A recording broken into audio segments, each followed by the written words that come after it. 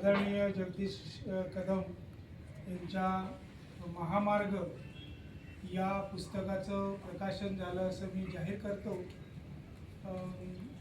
या प्रकाशनासाठी इथे उपस्थित आहेत स्वतः लेखक कदम सर, आमचे मित्र काळबांडे सर, म्हस्के सर, या निलेश ब्रॅगन्झा या इन्स्टिट्यूटचे अध्यक्ष आदरणीय परब सर आणि चिले कवी।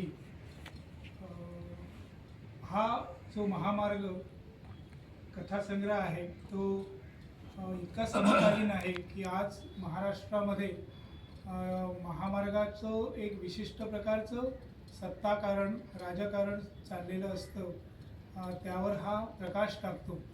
सामान्य माणूस यामध्ये भरडला जातो, त्याचं चित्रण त्यांनी इथे केलेलं आहे।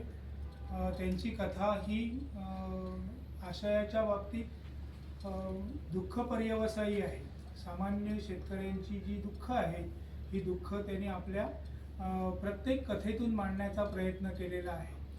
आणि हा खेड्यातला सामान्य माणूस आहे, गरीब आहे, त्याच्याकडे तुटपुंजी शेती आहे आणि त्या परिस्थितीशी झुंजताना कधीकधी इतकी हतबलता येते, वेडेपण स्वीकारावं लागतं आणि परिस्थितीने मोडून पडलेला माणूस हा त्यांच्या या एकूणच कथासंग्रहाचा केंद्रबिंदू असलेला दिसतो।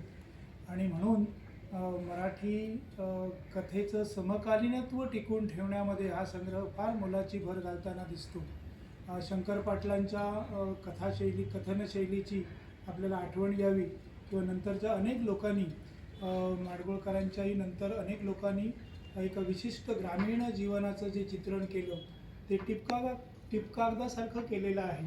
आणि ती सगळी भोवतालची माणसं जी मोडून पडणारी आहेत, हतबल झालेली आहेत, वेगवेगळ्या सत्ता कारणांनी, म्हणजे ती कधी अर्थसत्ता असेल, कधी राजसत्ता असेल, कधी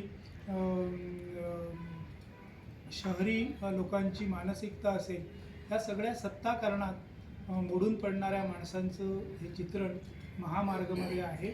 आणि महामार्ग हा अलीकडच्या काळातला एक ज्वलंत